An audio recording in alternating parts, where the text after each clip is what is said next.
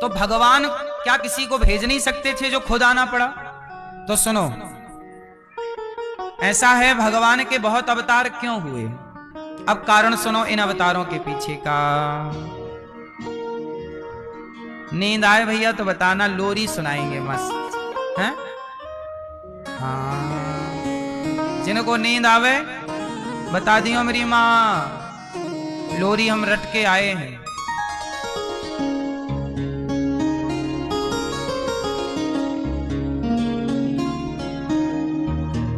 सुनो, भगवान के इतने सारे अवतार क्यों हुए? इसलिए हुए, देखो, हिरण्यकश्यपु ने वरदान मांगा, ना मैं दिन को मरूं, ना रात को, ना ब्रह्मा के बनाए किसी व्यक्ति से मरूं, ना मनुष्य से मरूं, ना देवता से मरूं, ना राक्षस से मरूं, किसी से नहीं। तब भगवान ने हिरण्यकश्यपु को मारने के लिए अलग ही अवतार लेकर आए, नरसिंह। ठीक है, क्योंकि वहां उस राक्षस का वरदान था कि ना मनुष्य से मरूं, ना देवता से। इसलिए नरसिंह भगवान ना मनुष्य थे, ना आधा नर आधा सिंह, आधा नर आधा, ऐसा कौन होगा? उसके लिए अलग डिजाइन किया भगवान ने। रावण ने वरदान मांगा कि हम मनुष्य के हाथ मरे, हम काहू के मरही न मारे, बानर मनुज जाति दुई बारे। रावण ने वरदान मांगा मैं मनुष्य के हाथ मरूं, तब भगवान को मनुष्य बन के आना पड़ा, राम। बोलो हाँ। अच्छा, राम जी के कुछ काम रह गए त्रेता में, तो राम जी को द्वापर में आना पड़ा कृष्ण बन के। बोलो हाँ। ये रावण कौन था? रावण पिछले जन्म में कौन था?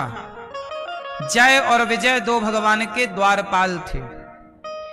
इन्होंने संतों को रोक दिया था भगवान का दर्शन करने से, तो संतों ने शाप दे दिया कि जाओ तुम 3 जन्म तक राक्षस होगे। तो जय और विजय शाप के कारण क्या बने? पहली बार हिरण्याक्ष हिरण्यकश्यपु, दूसरे युग में त्रेता में रावण कुंभकर्ण, और द्वापर में शिशुपाल दंतवक्र। तो इन सबको मारने के लिए भगवान अवतार लेते आए। हिरण्याक्ष को वाराह बन के, हिरण्यकश्यपु को नरसिंह बन के, रावण कुंभकर्ण को राम बन के, शिशुपाल दंतवक्र को कृष्ण बन के मारा। तो जहां अवतारों की जरूरत थी तो अवतार लेते गए।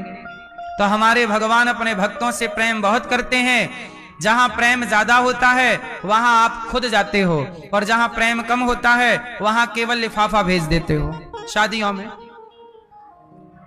क्यों, बात सही है कि नहीं?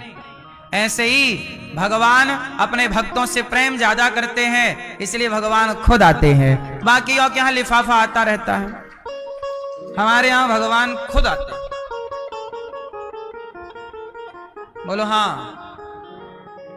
इसलिए हमारे भगवान कभी राम बन के, कभी कृष्ण बन के, कभी नरसिंह बन के आए। बोलिए नरसिंह भगवान की, 24 अवतारों की। अच्छा, अब एक सवाल और है, भगवान इस धरती पे आते किसके लिए हैं? आप बताओ, क्यों आते हैं? परित्राणाय साधूनाम विनाशाय च दुष्कृताम धर्म संस्थापनार्थाय संभवामि युगे युगे।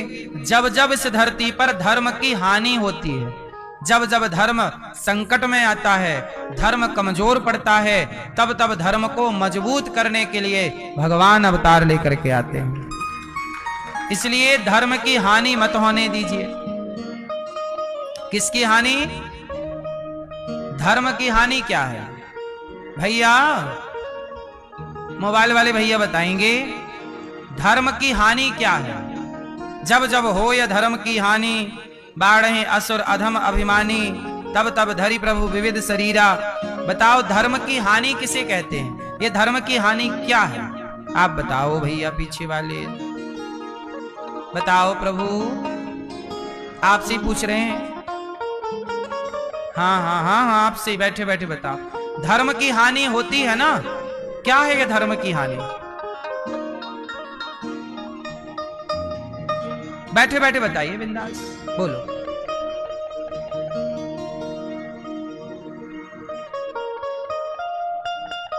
ठीक है, धर्म की हानि क्या है? आप बताओ। धर्म की हानि क्या है सुनो।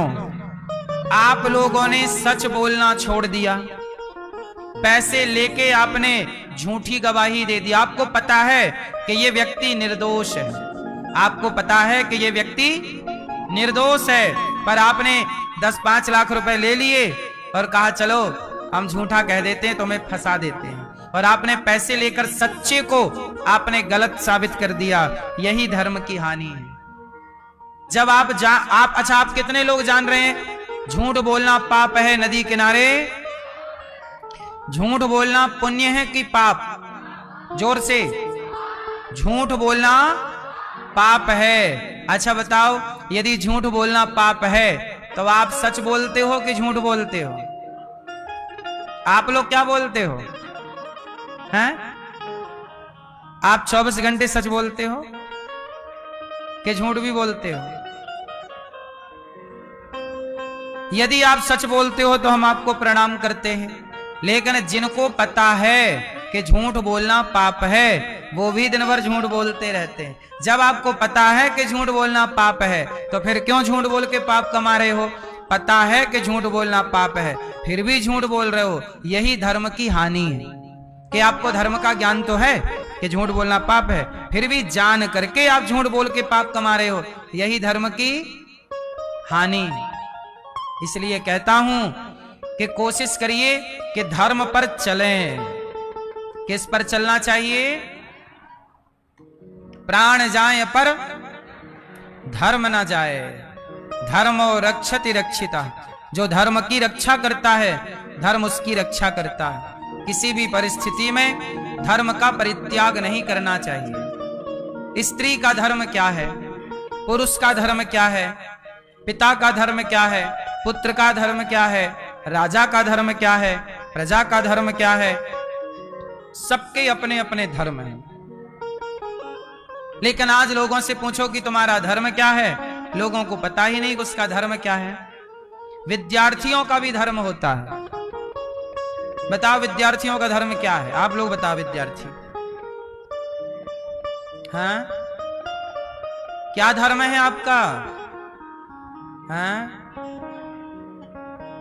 विद्यार्थियों के 5 लक्षण नहीं बताए आपको? जरूर उसका ध्यान करना चाहिए।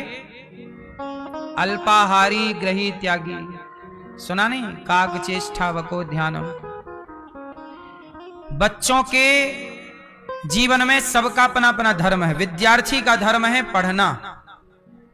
उसका धर्म क्या है? बस। स्त्री का धर्म है पति की सेवा करना। पुरुष का धर्म है माता पिता की सेवा, अतिथि की सेवा करना। सच बोल के रोटी कमाना सबका धर्म है। रोटी कमाओ पर सच की रोटी हो, झूठ की रोटी ना हो। सबका धर्म है।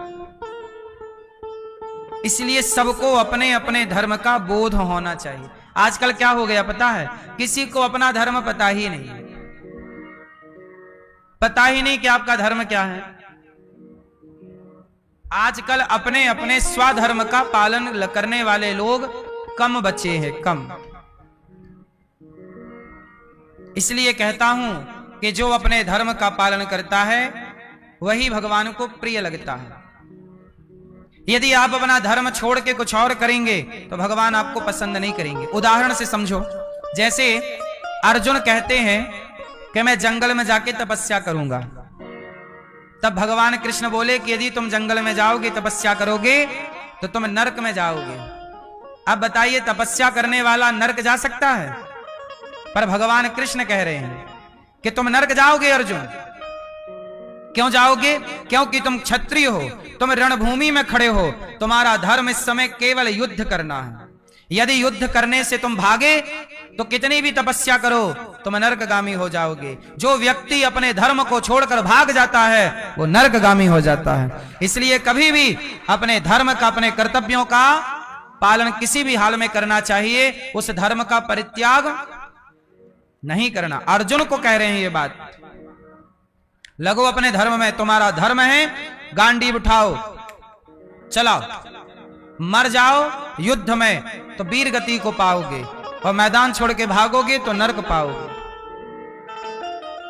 सोचिए जंगल में बैठ के तपस्या करना भी कई बार आपको, यदि धर्म छोड़ के आए हो तो वो तपस्या भी तुम्हें फल नहीं देगी। जो बेटा अपने माँ बाप को छोड़ के चला जाता है, माँ बाप तड़प रहे हैं भूखे प्यासे और बेटा जंगल में बैठा तपस्या कर रहा है, तुम्हें तपस्या करने से पुण्य ना मिलेगा, पाप लगेगा। तुमने अपने कर्तव्य का पालन क्यों नहीं किया? सवाल ईश्वर करेंगे, जब तुम्हारी माँ थी, तुम्हारा बाप था, तुमने अपने माँ बाप की सेवा क्यों नहीं की? क्या सेवा करते हुए तुम मेरा चिंतन नहीं कर सकते थे? तुमने अपने बूढ़े माँ बाप को क्यों छोड़ा? बूढ़े माँ बाप का चिंतन क्यों नहीं किया? अपने कर्तव्य क्यों छोड़ के भागे? अब जैसे कोई स्त्री अपने पति को छोड़े आवे और वृंदावन में बैठी राम राम राम राम, जब महाराज मैं तो बड़ा भजन करती हूं। भजन नहीं कर रही हो, तुम पाप कर रही हो। तुम यदि अपने पति को छोड़ चुकी हो और अपने पति को छोड़कर यदि कोई नारी अपना धर्म कर्तव्य छोड़ के यदि ईश्वर का भी आराधना करता है तो ईश्वर उसके चिंतन से प्रसन्न नहीं होते। ईश्वर तब प्रसन्न होते हैं जो व्यक्ति का जो कर्तव्य है, जो धर्म है, वो अपने धर्म का ईमानदारी से पालन करता हुआ भगवान का चिंतन करता रहे। सही है? स्वधर्मे निधनम श्रेयः, गीता में लिखा है, स्वधर्मे निधनम श्रेयः परधर्मो भयावह। अपने धर्म का पालन करना श्रेष्ठ है। अच्छा सुनो, एक पुंडलीक नाम के भक्त हुए महाराष्ट्र में। कौन भक्त? पुंडलीक, पुंडरीक भी कहते हैं उनको। पुंडरीक नाम के एक भक्त हुए। वो अपने माँ बाप की सेवा करते थे। इतनी सेवा किए, इतनी सेवा किए कि एक दिन द्वारिकाधीश बोले, रुक्मणी जी मुझे जाना है। रुक्मणी जी बोली, कहां जाना है? बोले, मेरा एक भक्त है, उसको दर्शन देने जाना है। जबकि पुंडरीक कभी भगवान कृष्ण का नाम नहीं जपा, ना वो कृष्ण को जानता, ना वो कृष्ण का भक्त था, ना वो कृष्ण को जानता, ना माला जपता। एक ही काम करता, केवल अपने माता पिता की सेवा। तो भगवान कृष्ण बोले कि मुझे जाना है। तो रुक्मणी मैया बोली, मैं भी चलूं, आपके भक्त को मैं भी देख आऊं। तो भगवान पुंडरीक के घर पहुंच गए और पुंडरीक जी के द्वार पर जाके बोले, भैया हम द्वारिका से आए हैं, कृष्ण नाम है हमारा, हम भगवान हैं। बड़े बड़े साधक हमारी तपस्या करते हैं, तब हम उन्हें नहीं मिलते, लेकिन तुमने अपने माँ बाप की सेवा ऐसी की कि माँ बाप की सेवा के बल पर हम खिंचे चले आए तुम्हारे पास। तुमने अपने कर्तव्य का पालन किया है पुंडरीक, इसलिए हम तुम्हें दर्शन देने आए हैं। तो पुंडरीक जी बोले, कैसा है कि अभी हमारे माँ बाप सोने वाले हैं, हमारी गोद में उनका सिर है। हम यदि आपके पास आएंगे तो हमारे माँ बाप की नींद खुल सकती है। इसलिए एक ईंट फेंक दी भगवान की तरफ, तब तक इसमें खड़े रहो, हमारे माँ बाप सो जाएंगे, उनकी सेवा पूरी कर लेंगे। और जब वो सो करके जाग जाएंगे, जब हमारी गोद से उनका सिर, क्योंकि हमारी गोद में ही सिर रख के सो गए हैं, हम सिर दबा रहे थे माँ बाप का और माँ बाप सो गए। अब यदि हम उठते हैं तो माँ बाप की नींद भंग हो जाएगी। तो माँ बाप की नींद डिस्टर्ब ना हो, जब तक ये सोएंगे मैं बैठा रहूंगा। सोचिए, जब तक वो सोएंगे ये बैठा रहेगा, पंखा झलकाता रहेगा, मक्खी ना लगे, मच्छर ना लगे। और जब वो जागे घंटों में, भगवान खड़े रहे कमर में हाथ रख के, जल्दी आओ पुंडरीक जल्दी आओ। भगवान पुंडरीक बोले, प्रभु आपको जल्दी है तो आप जब तक दूसरा घर निपटाया हो, कहीं और भी जाना हो दर्शन वर्शन देने, जल्दी आओ, हम बैठे हैं, हम कहीं भागे नहीं जा रहे हैं। भगवान बोले, अच्छा तुम जल्दी। बोले, दूसरा कोई है नहीं, हम किसके घर जाएं? तुम्हारी तरह तो केवल तुम हो। जब माँ बाप जागे तब जाकर के भगवान का दर्शन किया। भगवान का दर्शन करते ही उनके माता पिता की परम गति हुई। सोचिए, माँ बाप की सेवा के बल पर घर बैठे भगवान को पा लिया। ये है स्वधर्म। अपना धर्म जो है ना श्रेष्ठ। आजकल क्या है, व्यक्ति अपना कर्तव्य भूल गया, ब्राह्मण अपना कर्तव्य भूल गया, क्षत्रिय अपना कर्तव्य भूल गया, वैश्य शूद्र अपना कर्तव्य भूल गए, स्त्री अपना कर्तव्य भूल गई, पुरुष अपना कर्तव्य भूल गए, विद्यार्थी अपना कर्तव्य भूल गए, राजा अपना कर्तव्य भूल गया, प्रजा अपना कर्तव्य भूल गई। इसलिए सब अव्यवस्था हो गई। किसी को खुद का कर्तव्य पता नहीं। कहने का तात्पर्य यह है कि यदि व्यक्ति ईमानदारी से अपने कर्तव्य का पालन करे तो उसे वहीं पर भगवान की प्राप्ति होगी। भगवान ढूंढने का विषय नहीं है। आजकल लोग भगवान को ढूंढते हैं ना, कहां यहां भगवान होंगे वहां। भगवान को ढूंढना मूर्खता है। आप अपने, अब जैसे उदाहरण समझो, माता शबरी ने राम को ढूंढा कि राम ने माता शबरी को ढूंढा? यदि भगवान को ढूंढती तो माता शबरी भी ढूंढती रहती, लेकिन शबरी ने राम को नहीं ढूंढा, राम ने शबरी को खोजा है। क्या है शबरी के अंदर? शबरी के अंदर क्या गुण था? जोर से शबरी को राम क्यों मिले? उत्तर कौन देगा? शबरी को राम क्यों मिले? आप बताओ। क्यों? भक्ति के बल पर ना। शबरी को राम क्यों मिले? क्यों? क्या? विश्वास ना। ये सब बाद में आएंगी चीजें, ठीक है, ये सब अपनी अपनी जगह सही है, पर मूल में जो बात है वहां पहुंचिए। शबरी के गुरु कौन है? महर्षि मतंग। शबरी कौन है?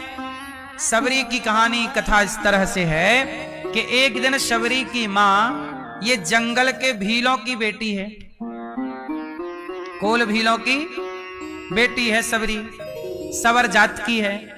जंगल में इनके पिता रहते हैं। एक दिन जंगल के बहुत सारे पशुओं को इकट्ठा किया शबरी के पिता ने। तो शबरी ने पूछा अपने मां से, मां आज पिताजी ये सारे जानवरों को इकट्ठा क्यों कर रहे हैं?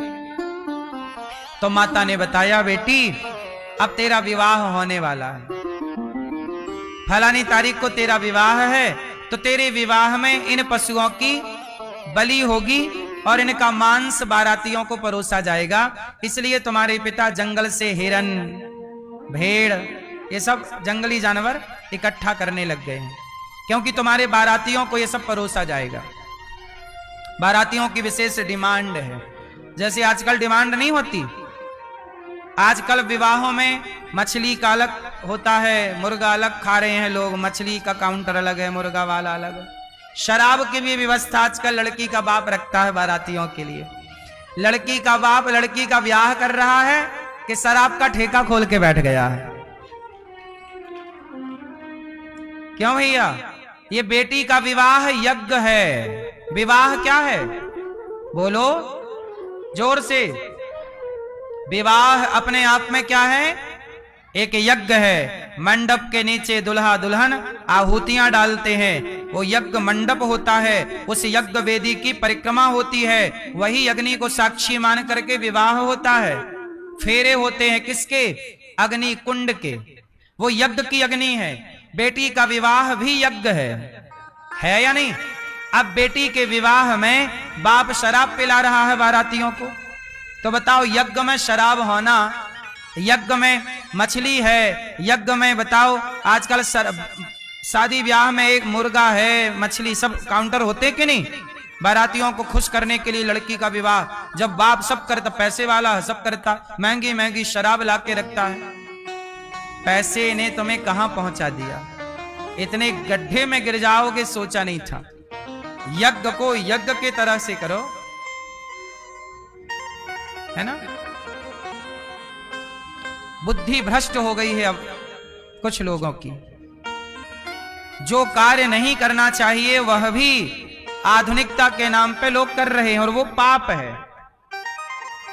अब जरा बताओ, बेटी के विवाह में शराब पीते हैं बाराती, शराब पिए और शराब पी के टुन्न हो जाते हैं, और फिर बेटी को आशीर्वाद देने जाते हैं। शराब पी के झूम रहे, शराब पी के मामा, फूफा, जीजा, रिश्तेदार, पड़ोसी सब शराब पिए हैं और शराब पी के आशीर्वाद दे रहे हैं बेटी को। इन शराबियों का आशीर्वाद लेना था तुम्हें अपनी बेटी के लिए?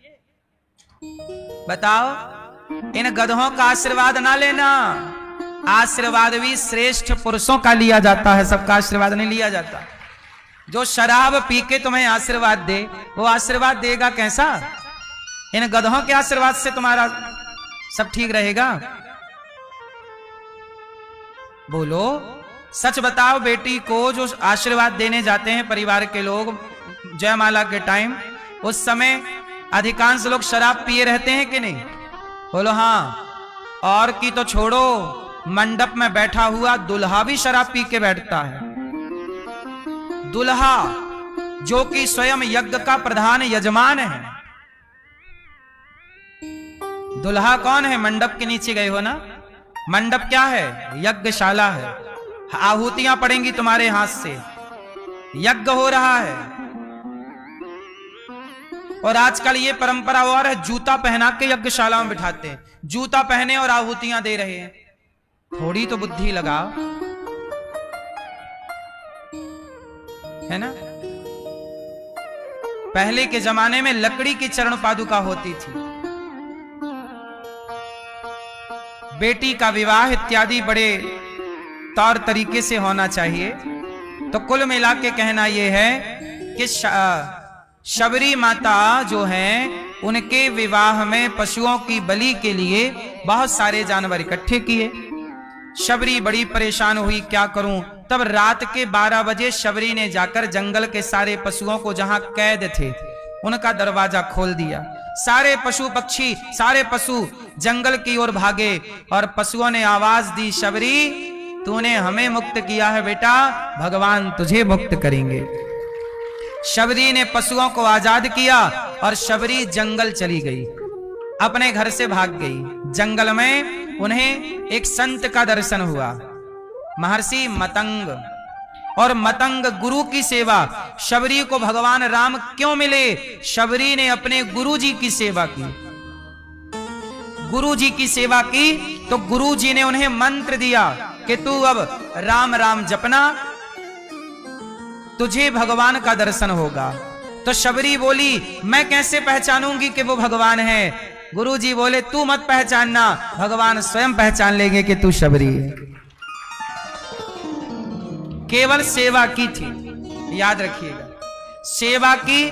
गुरु ने बताया कि ये मंत्र जपो, अपने गुरु के दिए मंत्र पर श्रद्धा रखी। उसने कभी राम को नहीं देखा, उसने कभी राम के बारे में नहीं जाना, केवल गुरु के वचनों पर भरोसा किया। तो शबरी को राम क्यों मिले?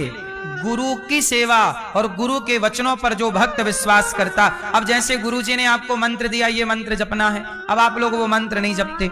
जब गुरु के वचनों पर भरोसा ही नहीं है तो फिर कैसे तुम्हें मंत्र सिद्ध होगा?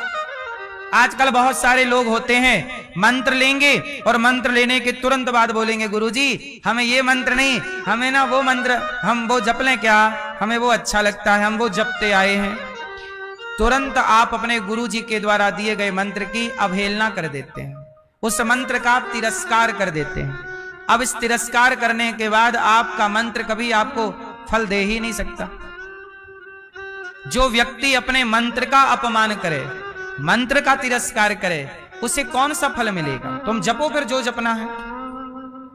इसलिए आजकल सिद्धि नहीं मिलती। मंत्र जप रहे हैं पर सिद्ध नहीं हो रहा मंत्र। क्यों? क्योंकि मंत्र मनमुखी मंत्र है आपका। इसलिए मंत्र कैसा हो? गुरुमुख हो। मंत्र कैसा हो? गुरुमुख हो, मनमुखी मंत्र ना हो। इसलिए जो गुरु जी मंत्र देते हैं उसी मंत्र का श्रद्धा और विश्वास पूर्वक जाप करना चाहिए। नारद जी ने जो मंत्र दिया, ध्रुव जी ने वही मंत्र जपा तो ध्रुव जी को भगवान मिले। जो अपने धर्म का पालन करेगा, आप शिष्य हैं तो शिष्य धर्म का पालन कीजिए। शिष्य धर्म का पालन करो, तब जाके आपको भगवत प्राप्ति होगी। शबरी माता ने शिष्य धर्म का पालन किया, गुरु की आज्ञा पर चली, राम मिल गए। हनुमान जी को राम क्यों मिले? उत्तर मेरी मां। हनुमान जी को राम क्यों मिले? उत्तर हनुमान जी को राम क्यों मिले? क्योंकि हनुमान जी ने भी अपने गुरु की आज्ञा का पालन किया। बताओ हनुमान जी के गुरु कौन? कौन? हनुमान जी के गुरु हैं भगवान सूर्य। और सूर्य नारायण से जब पढ़ाई की हनुमान जी ने, तो सूर्य भगवान ने कहा कि मेरा बेटा सुग्रीव रहता है, जाओ हनुमान तुम मेरे बेटे सुग्रीव की रक्षा करना। इसलिए हनुमान जी सुग्रीव जी के साथ रहा करते थे। जब पहली बार हनुमान जी ने राम को देखा तो कहां देखा था? ऋष्यमूक पर्वत में। वहां पर सुग्रीव ने बोला कि कोई दो आदमी हमारी ओर आ रहे हैं, लगता है बाली ने हमें मारने के लिए भेजा है। हनुमान जी तुम पता लगाओ कि ये दो आदमी कौन है, दो पुरुष कौन है। तब हनुमान जी ब्राह्मण का रूप बना के और राम लक्ष्मण के सामने सबसे पहले गए थे और राम लक्ष्मण से बोला कि आप कौन हैं? कठिन भूमि कोमल पदगामी, कौन है आप? तब राम जी ने अपना परिचय दिया, कौशलेश दशरथ के जाए, हम पितु वचन मान बन आए, हम कौशल्या नंदन दशरथ पुत्र राम है। तब हनुमान जी राम के चरणों में गिर पड़े। राम जी ने हनुमान जी को गले नहीं लगाया, क्योंकि हनुमान जी पंडित जी बनकर आए हैं। फिर हनुमान जी अपने बंदर के रूप में आए, तब राम जी ने हनुमान जी को गले लगाया। तुम जैसे हो वैसे आओ, बंदर हो तो बंदर आओ, जिस रूप में हो वही आओ। यदि तुम होशियार बनने की कोशिश किए तो तुम कोई भी क्यों ना हो। हनुमान जी को पहली बार राम जी ने गले नहीं लगाया, क्योंकि हनुमान जी हैं कुछ और बने हैं भगवान। कहते हैं निर्मल मन जन सो मोहि पावा, मोहि कपट छल छिद्र न भावा। तुम भीतर से कुछ और हो और बाहर से कुछ और। जो व्यक्ति भीतर से कुछ और होता है, बाहर से कुछ और, भगवान उन्हें पसंद नहीं करते। इसलिए तुम जैसे हो, गोरे हो, काले हो, लंबे हो, ठिनगे हो, गरीब हो, अमीर हो, तुम जैसे हो वैसे ही प्रभु की शरण में जाओ, भगवान तुम्हें वैसे स्वीकार करेंगे।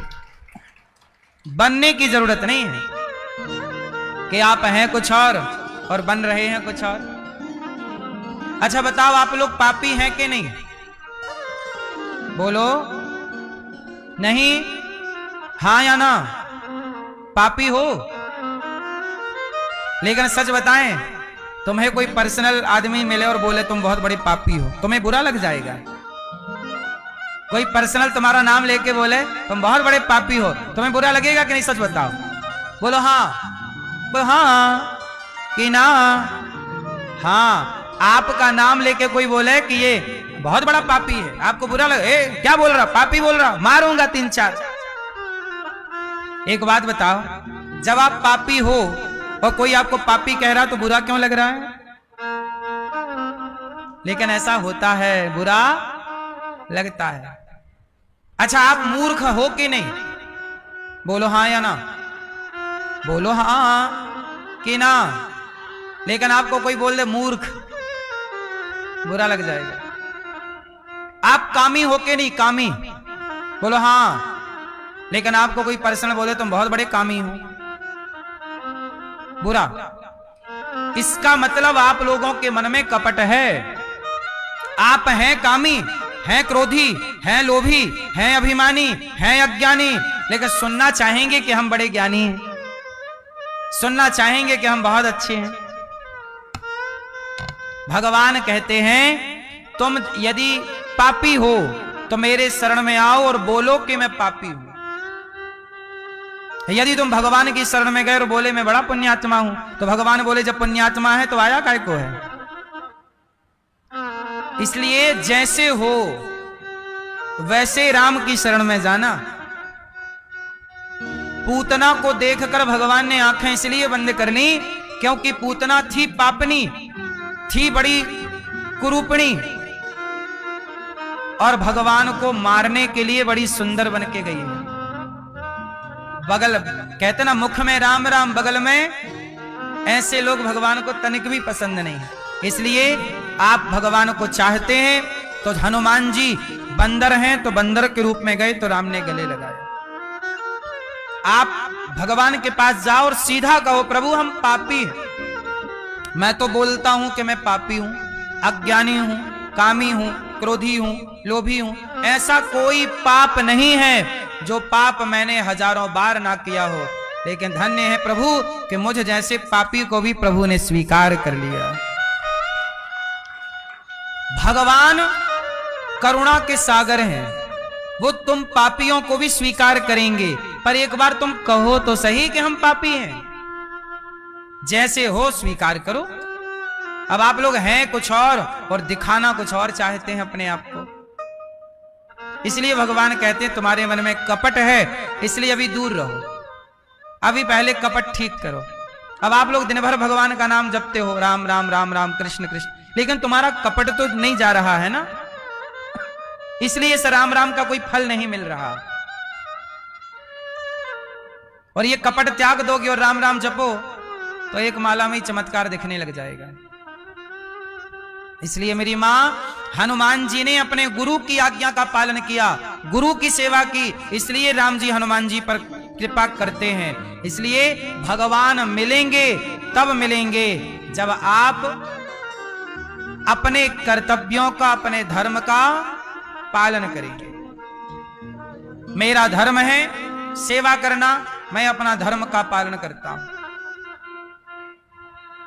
भगवान मिलेंगे तो इसी सेवा पे मिलेंगे, मुझे और कुछ करने की जरूरत नहीं। आप गृहस्थ हो, आप अपने कर्तव्य का पालन कीजिए। अब तुम्हारे द्वार से कोई अतिथि भूखा चला जाए, तुम्हारे द्वार से कोई साधु भूखा चला जाए और तुम बैठे माला जप रहे हो, भगवान का नाम भजन बोले, हम तो भजन कर रहे हैं हमें भगवान मिल, नहीं, तुम्हारा भजन राम राम जपना नहीं है, तुम गृहस्थ हो। पहले ये देखो तुम्हारे द्वार पे कोई भूखा तो नहीं है, कोई तुम्हारे दरवाजे से भूखा ना जाए, ये तुम गृहस्थ का धर्म है। तुम ये ध्यान रखो, तुम्हें माला जपने का फल अतिथि की सेवा से मिल जाएगा। तुम सेवा करते हुए नाम जपो, समय मिल जाए तो बैठ के अपना माला जपो, अलग से समय है या चलते फिरते नाम जपो, सेवा करते नाम जपो। मैं तो वृद्ध माओ के पांव दबाता हुआ नाम जप लेता हूं भगवान का। नाम जपने के लिए मुझे अलग से टाइम निकालने की जरूरत नहीं है। मैं काम करता हुआ, झाड़ू लगाता हुआ, बर्तन धुलता हुआ, सेवा करता हुआ, गाड़ी चलाता हुआ, खेत में खलिहान में आता जाता, खाता पीता सोता जागता, हर समय भगवान का स्मरण। बोलो हाँ। प्रिय भक्तों, तो भगवान शबरी मां को भी मिल गए, केवल इसलिए कि उन्होंने सेवा की, गुरु वचनों का पालन किया। इसलिए भगवान के मिलने में तनिक भी देर नहीं है। आपके आजकल आदमी क्या नहीं करना चाहता, आज के युग में व्यक्ति सेवा नहीं करता। किसी से कह दो कि भैया जरा यहां झाड़ू लगा दो, अरे हम झाड़ू लगाने आए हैं क्या। आज के जमाने में लोग सेवा नहीं करते। क्या नहीं करते? सेवा। उन्हें लगता है माला जपें। अरे माला जपना बड़ा सरल है, सरल काम सब करते हैं। बताओ माला जपना सरल है कि सेवा करना? बोलो। इसलिए सरल, उनको लगता है सरल तरीके से भगवान मिल जाए, लेकिन ये माला भी जब तब सार्थक होगा जब सेवा होगी। आजकल बेटा सेवा कहां कर रहा अपनी मां की? बेटा सेवा करता तो हमें वृद्धाश्रम बनाने की क्या जरूरत पड़ती? आजकल बहुएं सेवा नहीं करती अपने सास की, कुछ बहुएं।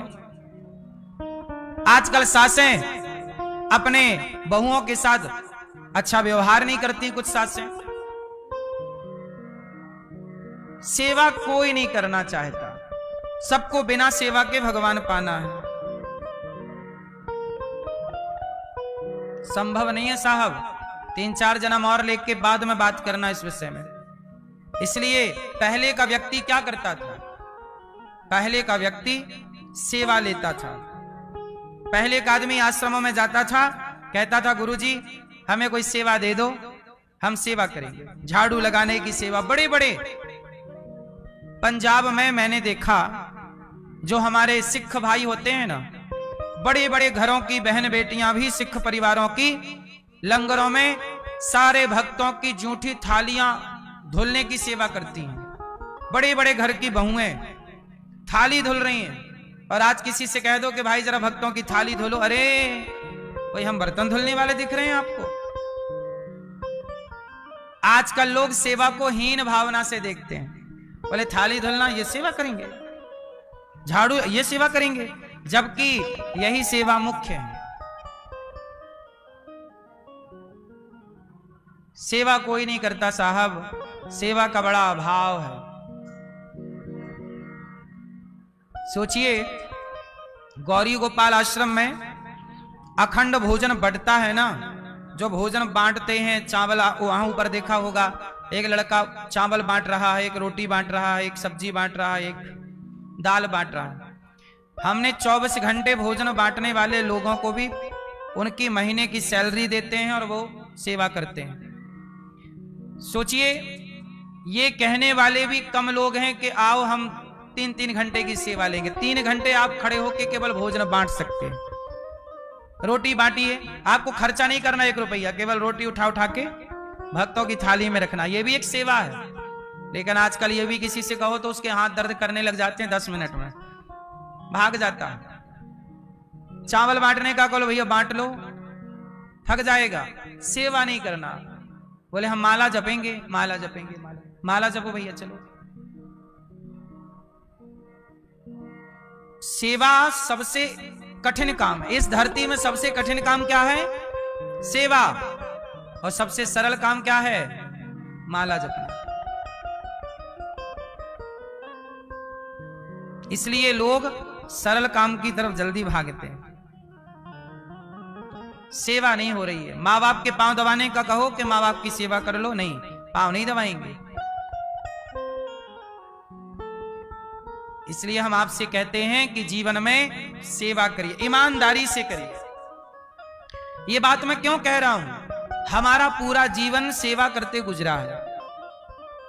मैं ये दास अनिरुद्ध, मैं अयोध्या जी में पढ़ता था, और जब पढ़ता था तो वहां मुझे विद्यार्थी जीवन में सेवा दी गई थी, नाश्ता बनाने की, बाल भोग। ईमानदारी से मैं बाल भोग बनाता था।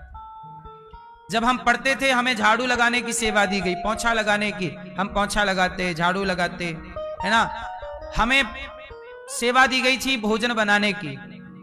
मैं बैठ करके रोटी, 1 कुंटल आटा की रोटी बेलता था एक बैठक में।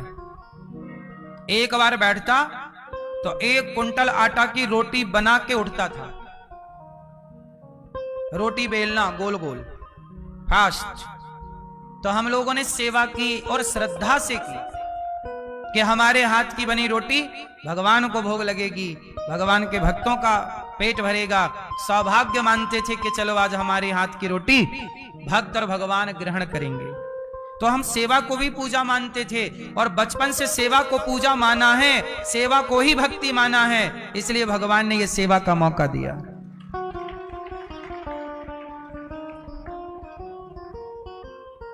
सेवा, सास की सेवा, ससुर की सेवा, पति की सेवा, जो सेवा ईश्वर दे दें, सेवा।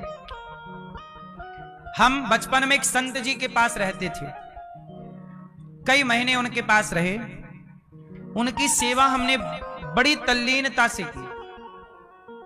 उनके पांव में तेल लगाना, उनकी लंगोटी धुलना, उनके लिए भोजन बनाना, उनके बर्तन धुलना, उनके कपड़े धुलना, उनके समय पर गर्म पानी की व्यवस्था करना स्नान के लिए, सेवा।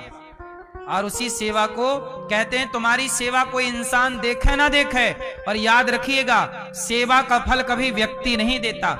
आप जिनकी सेवा करोगे वो व्यक्ति आपको फल नहीं देगा उस सेवा का फल हमेशा भगवान देते हैं। इसलिए सेवा इसलिए करो कि हमारे द्वारा की गई सेवा को भगवान देख रहे। सेवा कोई भी सेवा हो सकती है।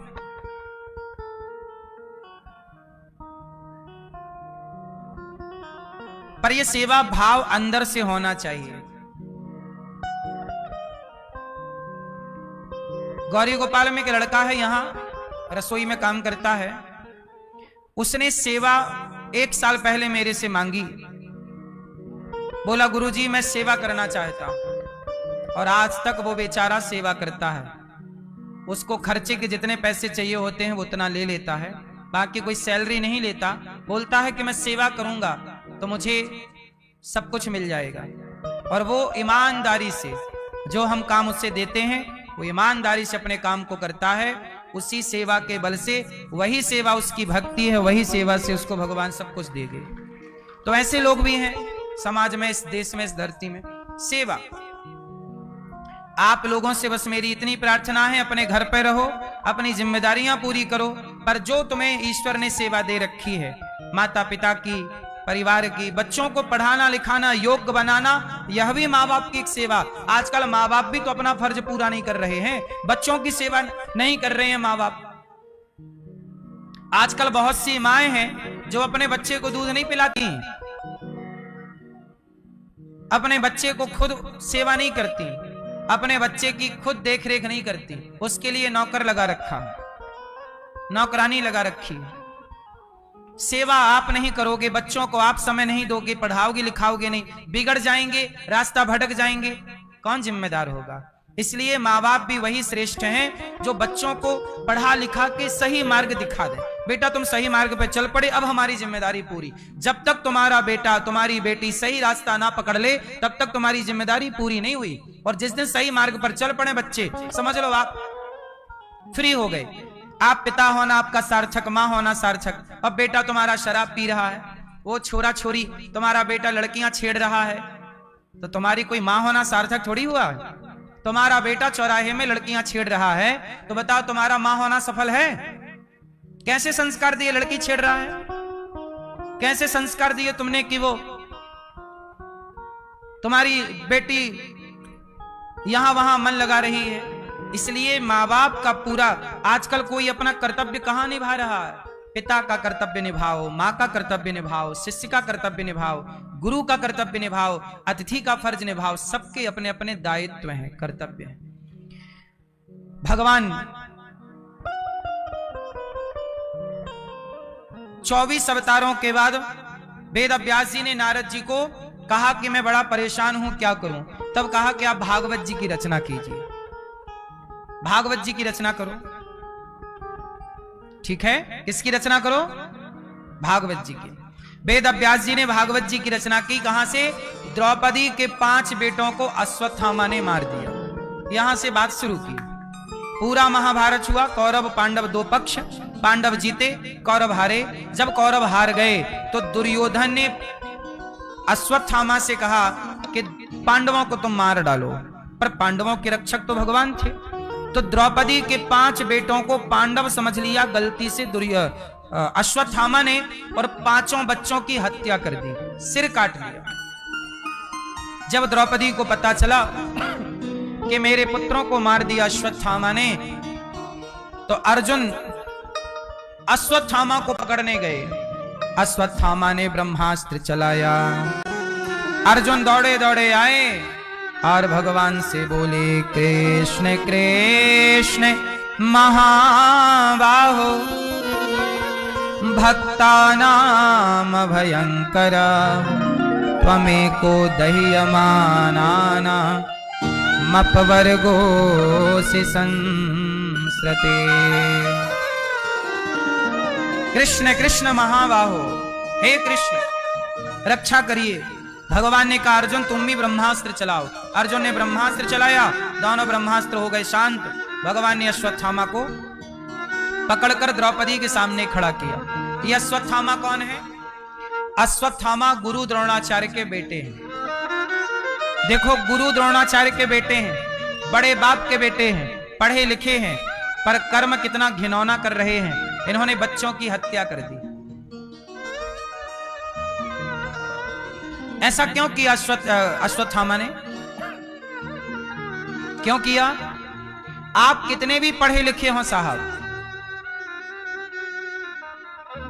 लेकिन आप भले पढ़े लिखे हैं, लेकिन आप संगति शकुनी की और दुर्योधन की कर रहे हैं। संगति गलत है तो आपकी पढ़ाई लिखाई का कोई मतलब नहीं। वो पढ़ाई लिखाई आपको प्लस ना करेगी, माइनस करेगी। गुरु द्रोणाचार्य के बेटे अश्वत्थामा ने बच्चों की हत्या कर दी। पढ़े लिखे बहुत हैं, पर काम कितना घटिया। भगवान ने इन्हें कहा कि जाओ तुम अमर हो जाओ। इन्होंने उत्तरा के गर्भ को भी नष्ट करने के लिए ब्रह्मास्त्र चलाया। तब भगवान ने इनको बोला कि तुम अमर हो जाओ। आज भी अश्वत्थामा अमर हैं, मरे नहीं। क्यों? भगवान कहते हैं तुम मर जाओगे तो एक बार में मर जाओगे, पर तुम जिंदा रहोगे तो घुट घुट के रोज मरोगे। जो तुमने पाप किया है उसकी सजा यही है कि तुम जिंदा रहो। कई बार जिंदा रहना भी मरना होता है, पता है आपको? हाँ या ना? कई बार ऐसी स्थितियां पैदा हो जाती हैं कि जिंदा रहना भी मरने जैसा लगता है। कई लोग मौत की भीख मांगते हैं, हमें मार दो भैया, लेकिन मौत समय के पहले आती नहीं। मौत भी समय के पहले नहीं आती। वैसे मुझे लगता है कि मौत सबसे अच्छी होगी। क्यों? मौत अच्छी है कि बुरी है? बोलो। मौत इतनी अच्छी है कि उसे देख लेने के बाद किसी को आदमी देखना ही नहीं चाहता। इतनी अच्छी होगी ना वो, उसे पा लेने के बाद किसी और को पाना ही नहीं चाहता। इतनी अच्छी होगी वो। अश्वत्थामा को भगवान ने मौत नहीं दी। क्या नहीं दी? मृत्यु नहीं दी। तुम जियो, क्योंकि तुमने द्रौपदी के और उत्तरा के गर्भ को नष्ट करना चाहा।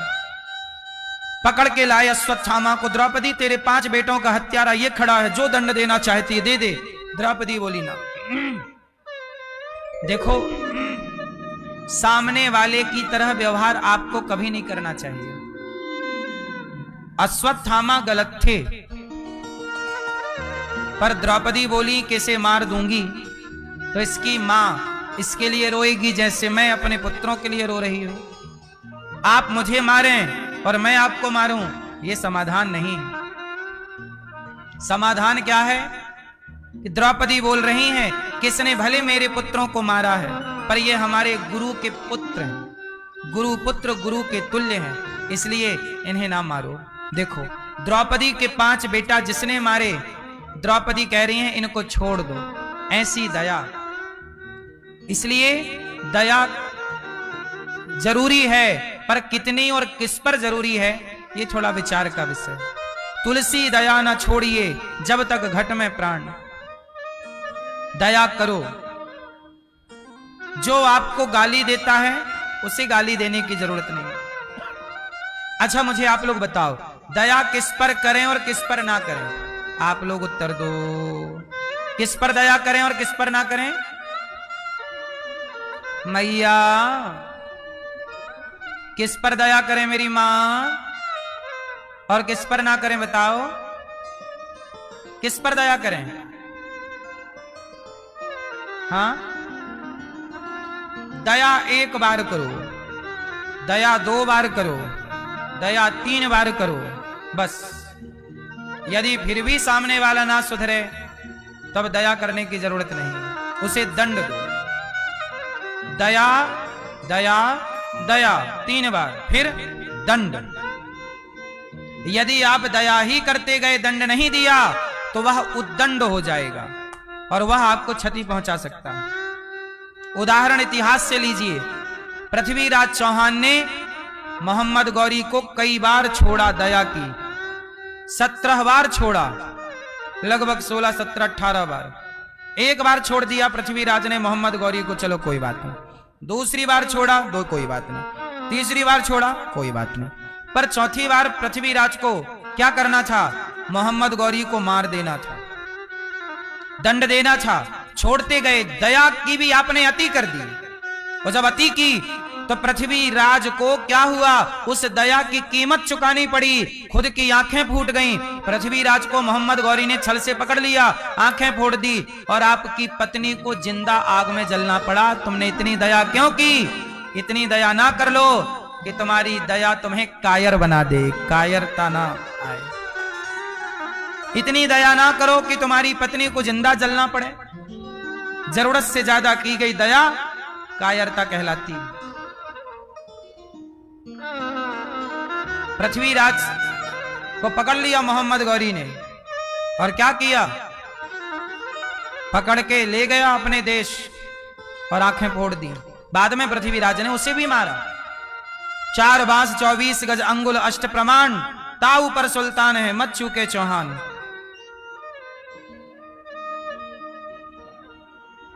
चंद्रवरदाई ने यह दोहा बोला था और मारा था बाण, मर गया था। लेकिन तब तक बहुत देर हो चुकी थी। दया करना जरूरी है साहब, पर कितनी करें, किस पर करें? क्या ये मोहम्मद गौरी दया के योग्य था? बोलो। जो दया के योग्य है, जो एक बार दया की और सामने वाला सुधर गया, तब तो आपकी दया सार्थक हुई। और आपने दया की छोड़ दिया और वो सुधरा नहीं, फिर आप पे अटैक किया, तब तो फिर आप गलत हैं। दया की है ना, एक मौका दिया है सुधरने का। ये थोड़ी कि हमने तुम पे दया की और तुम हम पे ही बरस पड़ो। इसलिए दया की अति भी ना हो। बात समझ में आई?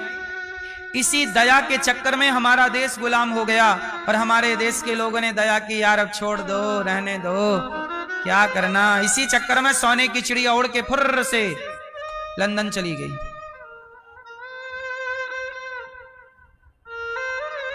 बोलो हाँ। दया किस पर करनी चाहिए? आतंकवाद पर, आतंकवादी पर, देशद्रोही पर कभी दया ना करो। जो आपकी मां है, मां पर दया करो, पिता पे दया करो, पुत्र पे दया करो, भाई पे, बहन पे, परिवार पे, रिश्तों पे, अपनों के बीच में दया रखो। अपने बार बार गलती करें तो उन्हें क्षमा कर दो, समझाओ, ठीक करो। नहीं समझता तो हमारे यहां 4 नीतियां हैं, साम, दाम, दंड, भेद। बोलो साम, जोर से। साम, दाम, दंड, भेद। क्या मतलब है? साम मतलब अपने लोगों को समझाओ, ए भैया मान जा, गलती ना कर, ये गीता देख ले, गीता के हिसाब से चल, देख क्या लिखा है, समझाओ। दुश्मन को पहले क्या करो? साम, समझाओ, गीता सुना, भैया समझ जा, देख, उकसा मत हमें, साम। फिर नहीं माने तो दाम, भैया ये पैसे ले ले, अब मान जा, लॉलीपॉप खा लेना, मान जा भैया, पैसे लेके मान जा, ना परेशान कर। साम, दाम। जब नहीं माने दाम से तो दंड, एक थप्पड़ मारो, दम, दंड। और थप्पड़ मारने से भी कोई ना सुधरे तो भेद, ऐसे दुष्ट व्यक्ति का परित्याग कर देना चाहिए, यही नीति कहती है। ऐसे का क्या करना चाहिए? जोर से, त्याग करना चाहिए, परित्याग, त्याग कर दो।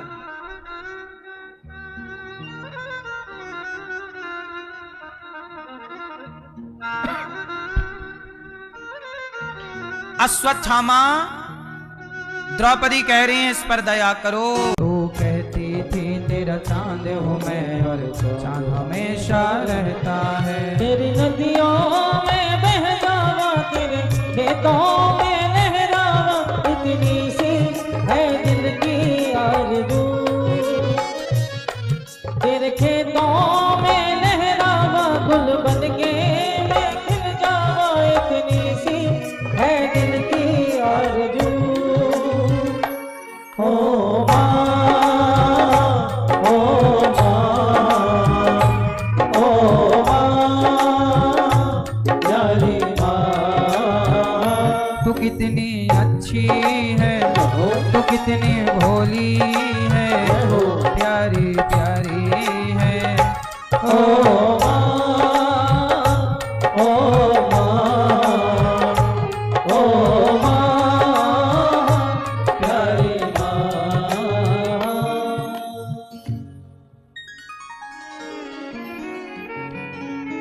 माँ ईश्वर का ही एक नाम है। माँ और भगवान ये कोई दो नहीं, बस सबका अपना अपना नजरिया है, कौन किस नजरिए से देखना चाहता।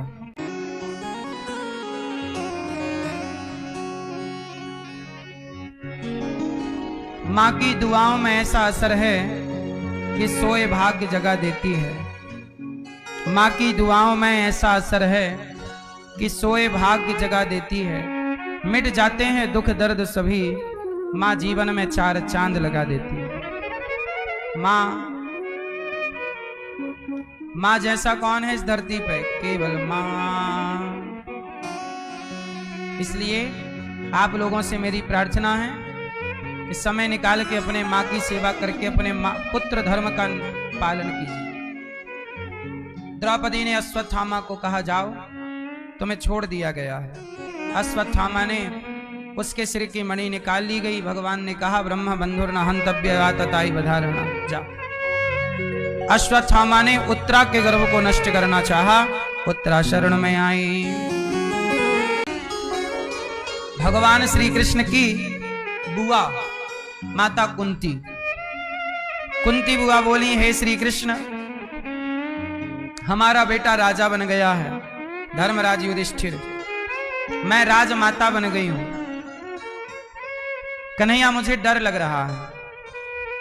भगवान बोले, माता तुम्हारा बेटा राजा बना है, इसमें डरने की क्या बात है? ये तो खुशी की बात है कि तुम्हारा बेटा राजा और तुम राज्य की मां बन गई हो, राजमाता। कुंती बुआ बोली, ना कन्हैया, जब से मुझे ये सुख संपत्ति मिली है, मुझे डर लग रहा है कि कहीं इस सुख वैभव को पाकर प्रभु मैं आपको भूल ना जाऊं। सुख आए तो समझदार लोग डर जाते हैं, दुख आए तो समझदार लोग प्रसन्न हो जाते हैं। क्यों? याद रखिएगा, जब आप पर संकट होता है तब आप पर ईश्वर की दृष्टि विशेष होती है,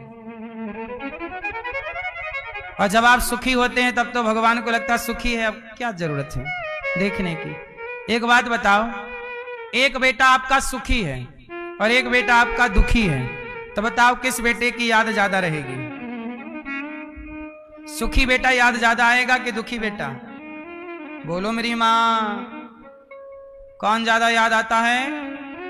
जो सुखी है उसे माँ बाप ज्यादा याद नहीं रखते, जो दुखी है उसकी तरफ ध्यान बार बार जाता है। ऐसे जो सुखी हो जाता है भगवान उसे भूल जाते हैं, क्योंकि सुखी में व्यक्ति भी भगवान को भूल ही जाता है। लेकिन जो दुखी है भगवान की करुणा दृष्टि उस पर ज्यादा होती है। कुंती बुआ बोली, कन्हैया, मेरे जीवन में जब जब दुख आया तो आप आए बचाने के लिए। अब सुख आ गया तो घबराई हूं कि पता नहीं अब आपका दर्शन होगा कि नहीं होगा। दुख में बार बार आपका दर्शन होता था, सुख में तो आपका दर्शन ही नहीं होता। इसलिए हे कन्हैया, हम पर ऐसी कृपा करो कि हमारे जीवन में दुख आ जाए। हमें क्या चाहिए? क्या चाहिए? हे प्रभु, हमें सुख नहीं चाहिए। क्या दे दो हमें? हमें दुख दे दो। विपदा सन्तु नः शश्वत् तत्र तत्र जगद्गुरो भवतो दर्शनम यत् स्यात् अपुनर्भव दर्शनम।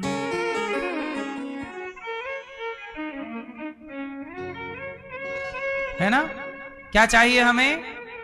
दुख चाहिए। कुंती बुआ कितनी अच्छी है। हम लोग सुख सुख मांगते रहते हैं और बुआ दुख मांग रही है।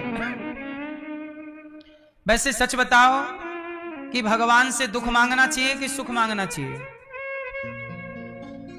एक बात बताएं आपके लिए, सच्चाई तो यह है मेरी मां कि भगवान से ना सुख चाहो ना दुख। वैसे सच्चाई यह है कि सुख दुख भगवान कभी देते नहीं। सुख दुख कहां से आता है? भगवान बताइए, आपको भगवान सुख देते हैं कि दुख देते हैं? बोलो मेरी मां। भगवान आपको क्या देते हैं? सुख की दुख। भगवान किसी को सुख नहीं देते, भगवान किसी को दुख नहीं देते। व्यक्ति का अपना कर्म, अच्छा कर्म से सुख देता है और बुरा कर्म से जैसी करनी वैसी भरनी। कोई किसी को ना काहू को सुख दुख कर दाता, निज कृत कर्म भोग सब भ्राता। आपका किया कर्म आपको सुख या दुख देगा। इसलिए आप जो अच्छे कर्म करते हैं वो आपको सुख देते हैं, जो आप बुरे कर्म करते हैं वो आपको दुख देते हैं। इसलिए हम आपसे कहते हैं अपने कर्मों को सुधारना स्टार्ट कीजिए। गलत कर्म ना करिए, अच्छे कर्म करिए। और मुझे एक बात और आपसे कहनी है कि सुख दुख दोनों में मत उलझो। सुख जो है ना, ये सोने की बेड़ी है, सोने की हथकड़ी, और दुख लोहे की हथकड़ी, दोनों में है बंधन। यदि सुख मिल जाए आपको तो भी आप संसार में उलझ जाते हैं, और दुख मिल जाए तो भी आप संसार में उलझे रहते हैं कि मैं इस दुख से कैसे उबरूं। इसलिए चाहे सुख हो चाहे दुख, दोनों को दूर रखो अपने से। ना सुख आपको प्रभावित करे ना दुख आपको प्रभावित करे। भागवत जी में एक कथा है, कथा आपको सुनाता हूं। कथा है भगवान राम के पूर्वजों की। अम्बरीशो महाभाग सप्तद्वीपवती मही। 7वां द्वीपों के एक राजा थे अम्बरीश। क्या नाम था? अम्बरीश। अम्बरीश नाम के एक भक्त थे, बहुत बड़े राजा थे, लेकिन वो अपने हाथ से गेहूं पीसते, रोटी बनाते, अपने हाथ से भगवान की सेवा करते, अपने हाथ से भगवान की सेवा, बर्तन धुलते, अपने हाथ से सारा काम करते, जमीन में सोते, पत्तल के पात्र में भोजन करते, पत्तल केला का पत्तल बिछाते, उसमें खाते। ऐसी सरलता, ऐसी सहजता। देखो इतने सुखी थे अम्बरीश, लेकिन वो सुख को अपने से दूर रखते थे। सुख आ जाए तो अपने से दूर रखो, दुख आ जाए अपने से दूर रखो। ना सुख आपको प्रभावित करे। अच्छा, सुख आपको क्या देता है? अभिमान। ज्यादा सुखी हो जाओगे तो क्या आएगा? अभिमान आएगा। और दुखी हो जाओगे तो क्या आएगा? क्रोध, चिड़चिड़ापन। इसलिए अम्बरीश ने सबको अपने से दूर रखा, केवल भगवान का चिंतन करते। एक दिन क्या हुआ, उन्होंने एकादशी का व्रत किया हुआ था। एकादशी आए, एक दिन पहले से वो कल की तैयारी करने लग जाएं, कीर्तन कर रहे, भजन कर रहे, नाम जप कर रहे। भगवान इतने प्रसन्न थे अम्बरीश से कि जब अम्बरीश गेहूं पीसते तो भगवान बैठ के उनको अपने पीतांबर दुपट्टे से हवा करते अम्बरीश को। अम्बरीश ने सरलता, सहजता और सेवा के बल पर भगवान को जीत लिया, और भगवान उनके पंखा झलकाने आते, सब सेवा भगवान करते। सुदर्शन चक्र को भगवान ने नियुक्त कर दिया कि मेरे भक्त पर कोई संकट ना आ जाए। एक दिन क्या है, एकादशी का व्रत हुआ, एकादशी पूरी हो गई, द्वादशी को वो ब्राह्मणों को बुला के भोजन करा रहे थे कि उसी समय दुर्वासा जी आ गए। दुर्वासा जी आए तो अम्बरीश ने कहा, महाराज आप भी बैठ के प्रसाद पालो। दुर्वासा जी बोले, मैं स्नान करके आता हूं। वो नहाने चले गए। अच्छा, दुर्वासा जी को नहाने में लग गया टाइम। अम्बरीश जी ने देखा कि एकादशी का जो पारण होता है ना, वो द्वादशी को कर लेना चाहिए, त्रयोदशी के पहले। उस दिन संयोग से तिथि की हानि थी, डायरेक्ट एकादशी के बाद त्रयोदशी लग गई थी। जरा सी देर के लिए द्वादशी आई, तो जरा सी देर में वो ब्राह्मणों को भोजन करा के और दुर्वासा जी लेट हुए तो भगवान का चरणामृत पी करके उन्होंने व्रत का पारण कर लिया। अब जैसे ही चरणामृत पिए, दुर्वासा जी आ गए। दुर्वासा जी ने बोला, अच्छा हमें भोजन कराए बिना खुद खा गया, खुद पारण कर लिया, बड़ा भक्त बनता है, आज मैं तुझे मजा चिखाता हूं।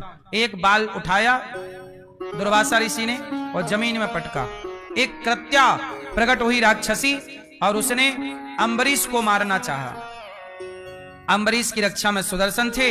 अम्बरीश जी हाथ जोड़ के खड़े हुए हैं कि यदि मेरी गलती है तो मुझे जरूर दंड मिलना चाहिए। वो इतने सरल। सुदर्शन चक्र आए और उन्होंने कृत्या को जलाई, और भक्त पर इतना परेशान किया दुर्वासा जी ने, तो सुदर्शन चक्र दुर्वासा जी के पीछे लगा। अब दुर्वासा जी भागे, हे ब्रह्मा जी बचाओ। ब्रह्मा जी बोले, अंदर मत आना, सुदर्शन चक्र से हम नहीं बचाएंगे। शंकर जी बचाओ। शंकर जी बोले बाहर। भगवान नारायण के पास गए। भगवान नारायण के चरणों में दुर्वासा जी बोले प्रभु आपका सुदर्शन चक्र मेरे पीछे पड़ गया। भगवान नारायण ने भी हाथ खड़े कर लिए, दुर्वासा जी आपने मेरा कुछ बिगाड़ा होता तो मैं आपको जरूर क्षमा कर देता, पर आपने मेरे निर्दोष भक्त का बिगाड़ा है, उसे आपने परेशान किया है, और जो भक्त को भी परेशान करता है उसे मैं छोड़ता नहीं हूं। क्षमा कीजिए, मैं आपकी मदद नहीं कर पाऊंगा। अब भगवान बोले, दुर्वासा जी बोले कि जब आप नहीं मदद करोगे तो आप बताओ मेरी मदद करेगा कौन। तब भगवान बोले आपने जिस भक्त का अपराध किया है उसी भक्त के पास जाइए, जब वो भक्त आपको क्षमा करेंगे तब ये सुदर्शन चक्र शांत होगा। अब दुर्वासा जी दौड़े दौड़े गए, अम्बरीश को प्रणाम किया, हे भक्तराज क्षमा कीजिए। तब अम्बरीश ने सुदर्शन जी से प्रार्थना की प्रभु क्षमा कीजिए। तब सुदर्शन चक्र शांत हुए। मानो ये भगवान कहते हैं अहम भक्त पराधीना यस्वतंत्री वद्वजा ये दारागार पुत्राप्तान प्राणान वित्तमेमं परम हित्वा माम शरणम याता कथम तांस्तक्तु मुत्सहे। भगवान कहते हैं कि जिन भक्तों ने मेरे लिए अपनी पत्नी पुत्र परिवार छोड़ा, ऐसे भक्तों को मैं कैसे छोड़ सकता हूं। इसलिए भगवान दास हैं। भगवान भी किसके दास हैं? भक्तों के दासानुदासो भवितास्मि भूयः। भगवान भक्तों के, भगवान कहते हैं मेरा बिगाड़ो चलेगा, मेरे भक्तों का ना बिगाड़ना। कुल मिला के हम आपको यह कहना चाहते हैं कि पहला भगवान की सेवा करो, दूसरा कितना भी सुख सुविधाएं हो, सुख सुविधाओं के आदी मत बनो। आप लोग गलती क्या करते हैं जानते हो? जैसे आप बिस्तर में सोने लगे, पलंग में आपको सोने की आदत हो गई ना, फिर आपको एक दिन जमीन में सुला दिया जाएगा तो आपको नींद नहीं आएगी। बोलो हाँ। आपको बढ़िया बढ़िया चकाचक पकवान खाने की आदत हो गई, अब आपको चटनी रोटी खिलाई जाएगी तो आपको मजा नहीं आएगा। इसलिए हम कहते हैं सुख के गुलाम मत बन जाना, क्योंकि आज अच्छा समय है, कल समय बिगड़ा तो फिर चटनी रोटी में लगना पड़ेगा। तो चटनी रोटी अभी खाते रहो। बोलो हाँ। हम तो अभी भी चटनी रोटी खाते हैं, आदि नहीं बनते किसी चीज के। दाल रोटी खाते हैं, चटनी जरूर ले आते हैं सिलबट्टे की। चटनी अच्छी लगती हमें, चटनी खाते जिंदगी गुजरी है। इसलिए हम अपनी हैसियत अपनी औकात भूलते नहीं। धन पाना बुरा नहीं है, धन पा करके धन के घमंड में अपने वो बुरे वक्त बुरे दिन भूल जाना ये गलत बात है। अपने उन दिनों को याद रखो जिन दिनों में आपके पास खाने की ठीक से व्यवस्था नहीं थी, जब आपका स्ट्रगल था, आपके जीवन में संकट था। इसलिए धन पाके व्यक्ति ना पागल हो जाता है। मुझे लगता है कि धन बहुत अच्छी चीज नहीं है। भगवान से यही प्रार्थना करो प्रभु धन देखो, धन ज्यादा भी नहीं आए, धन कम भी ना हो और ज्यादा भी ना हो। राम इतना दीजिए जामे कुटुंब समाए, मैं भी भूखा ना रहूं साधु न भूखा जाए। ज्यादा धन व्यक्ति को अंधा कर देता है। धनवान व्यक्ति कैसा हो जाता है? अंधा, बहरा, सुनता नहीं है। जो नेताजी कल तक तुम्हारे पास आके हाथ जोड़ते थे, धनवान होके तुम्हारी सुनते हैं? बोलो हाँ कि ना। अब आपको हाथ जोड़ के उनके पास जाना पड़ता है। जो नेताजी आपके पास हाथ जोड़े जोड़े आए थे, अब आपको उनके पास हाथ जोड़े जोड़े जाना पड़ता है। अब वो क्या हो गए? अंधे और बहरे, क्योंकि धन आ गया। तो धन व्यक्ति का सब बदल देता है। इसलिए धन में दोष बहुत है। धन जब आता है तो अकेला धन नहीं आता, अपने साथ बहुत सारे दोष भी लाता है। इसलिए कहता हूं धन आए तो पहले धन की शुद्धि करना चाहिए। कैसे शुद्धि होगी? जब आप अपने धन का किसी भूखे को रोटी दे करके शुद्धि करेंगे, जब दान करेंगे तो धन की शुद्धि होगी, वरना वो धन आपको परेशान करेगा। इसलिए कमाई का 5%, 2% निकाल के दान करना चाहिए। जरूरतमंदों की सेवा में धन लगाना चाहिए। यदि आप सारा धन अपने यूज में लेते हो तो आपका धन आपको परेशान करेगा, झगड़ा पैदा कराएगा, आपस में लड़ाई कराएगा। बोलो हाँ। धन में क्या दोष होते हैं? अब देखो ना, धन के दोष। आप लोग जो पैसा कमाते हो, बताओ वो पैसा सही तरीके से आता है कि गलत तरीके से? बोलो। अब जैसे आप कंपनी में काम करते हो, माना कि और कंपनी में काम करते हो, उस कंपनी में आपको 50,000 रुपए महीना मिलता है या 20,000 रुपए महीना मिलता। एक मोटा मोटी में आपको समझाने के लिए बोल रहा हूं। एक प्राइवेट कंपनी में आप काम करते हो, 50,000 रुपए महीना आपको मिलता है या 20,000। अब उस कंपनी में पैसा कहां से आता है? वो कंपनी झूठ बोल के कमा रही है कि सच बोल के कमा रही है? अभी मैंने सुना कि अभी टीवी पे चल रही थी 2 दिन पहले खबर कि कुछ कप सिरप है वो पी के 100 बच्चे बीमार पड़ गए। उनमें से कुछ बच्चों की जान चली गई। एक दवाई कंपनी है, वो दवाई कंपनी एक सिरप बनाती है, और वो सिरप बनाती है, अब वो घटिया क्वालिटी की बनाती होगी, कुछ लापरवाही हुई होगी। जितने बच्चों ने वो सिरप पी, बच्चे मारे गए, सच में मर गए बच्चे। अब मुझे आप बताओ कि वो कंपनी पैसे तो कमा रही है, डॉक्टर उनकी दवाई लिख भी रहे हैं, तो वो जो बच्चे मारे गए, वो बच्चों की हत्या का पाप किसे लगेगा? दवाई बनाने वाली कंपनी को लगेगा, कि उस कंपनी का प्रचार करने वाले सेल्समैन को लगेगा, कि डॉक्टर को लगेगा कि उसने वो दवाई क्यों लिखी? कौन पापी है? हैं? उस डॉक्टर की जिम्मेदारी नहीं थी जिसने वो लिखी। भाई कंपनियां दवाई वाली आजकल ना ज्यादा आपको वो ऑफर कर देती हैं कि पैसा हम कमीशन ज्यादा देंगे, हमारी दवाई, कुछ भी लिख लेते हैं। अब उस कंपनी का प्रचार, उस कंपनी का जो पैसा है, अब देखो बच्चे मारे गए ना, अब वो कंपनी भी तो सैलरी अपने कार्यकर्ताओं को देगी, तो वो जो पैसा ले रहा है, तो बताओ वो पैसा शुद्ध है, सही है कि अशुद्ध है? क्योंकि वो गलत तरीके से कमाया, कंपनी ने झूठ बोल के पैसा कमाया। जो दवाई होनी चाहिए वो दवाई थी नहीं, दवाई में मिलावट हो गई, कुछ और कर दिया आपने, गलत चीज मिला दी, बच्चे मारे गए। अपने फायदे के लिए कंपनियां मिलावट करती हैं कि नहीं? बोलो हाँ।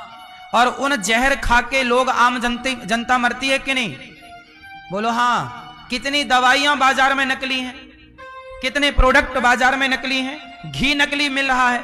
कई बार आपको पता होता है कि हम जिस कंपनी में काम कर रहे होते, कंपनी में गलत हो रहा, पर आपको पैसा मिल रहा तो आप चुप रहते हैं।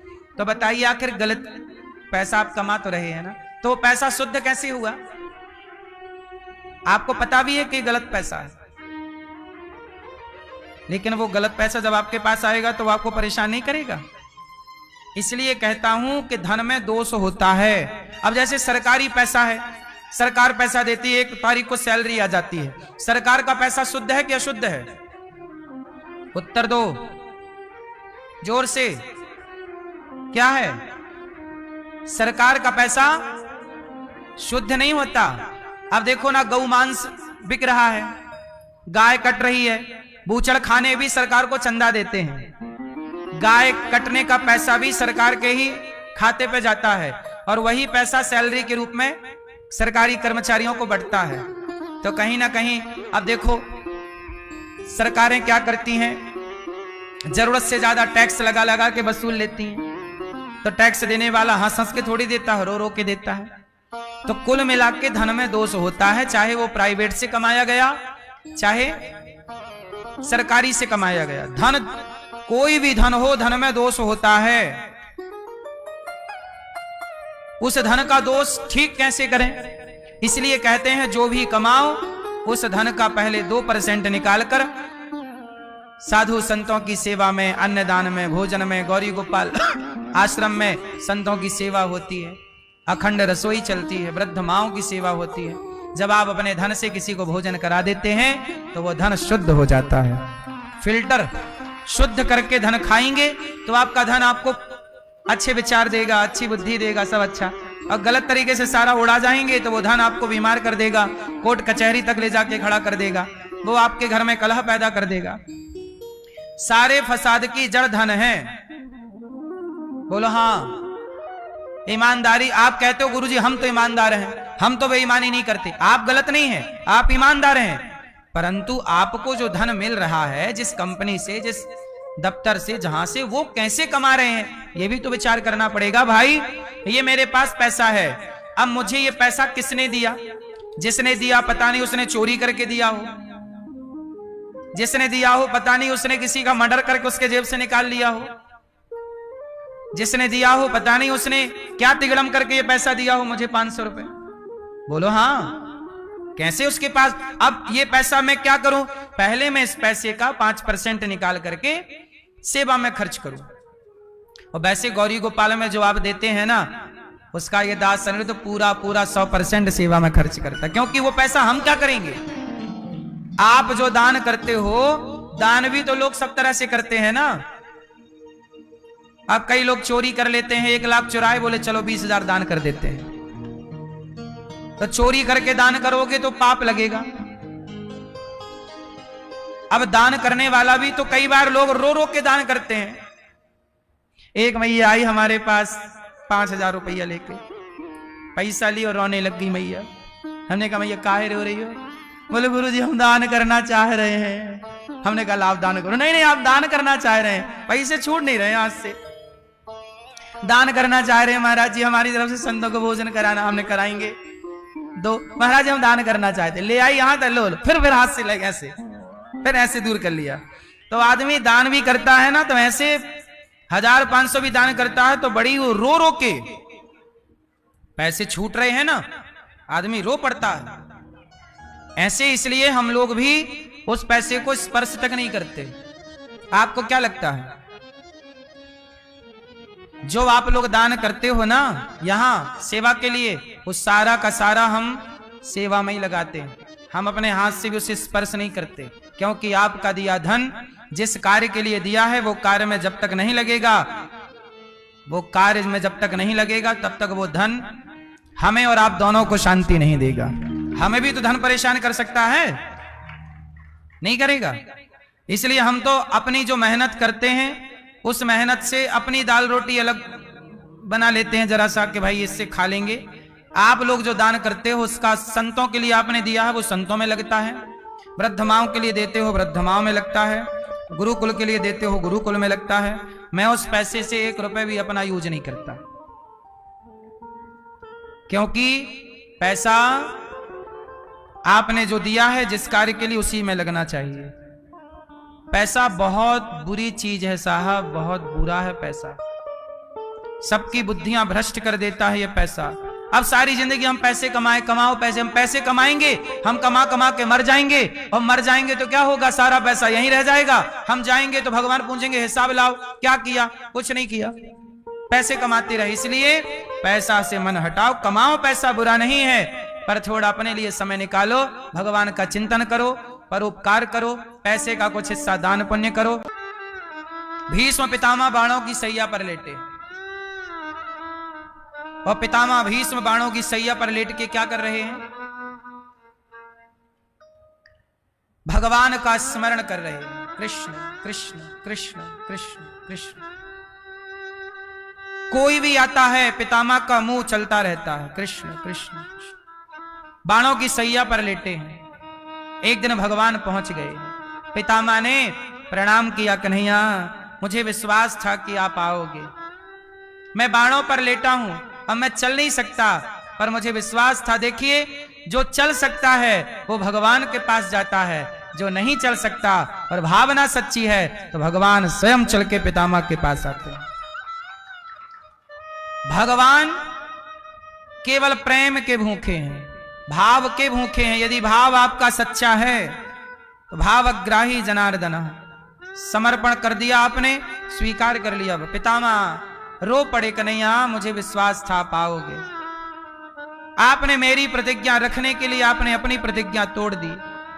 महाभारत में प्रतिज्ञा पितामह ने ली, मैं अस्त्र शस्त्र, कन्हैया ने प्रतिज्ञा ली मैं कोई अस्त्र शस्त्र नहीं उठाऊंगा। भगवान ने कहा आपको उठवा के रहूंगा,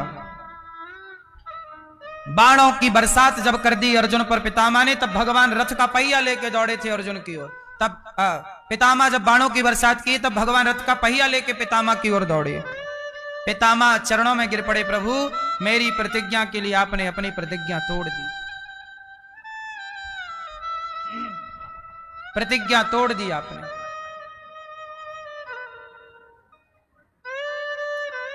मेरी मां, भगवान अपने भक्तों से बहुत प्रेम करते हैं, अपने भक्तों के लिए सारा काम करते हैं, अपने वचन को, अपनी प्रतिज्ञा को भी तोड़ डालते हैं। पितामह स्तुति करने लगे, हे प्रभु आप बड़े दयालु हैं, बड़े करुणामय। देखिए ना, मैं नहीं चल सकता तो आप खुद चल के आए, दर्शन दे रहे हैं प्रभु। मेरी इतिमति रूप कल्पिता वितृष्णा, मेरी बुद्धि अब निष्काम हो गई है, मेरे मन में अब कोई कामना नहीं है, मुझे स्वीकार कर लीजिए।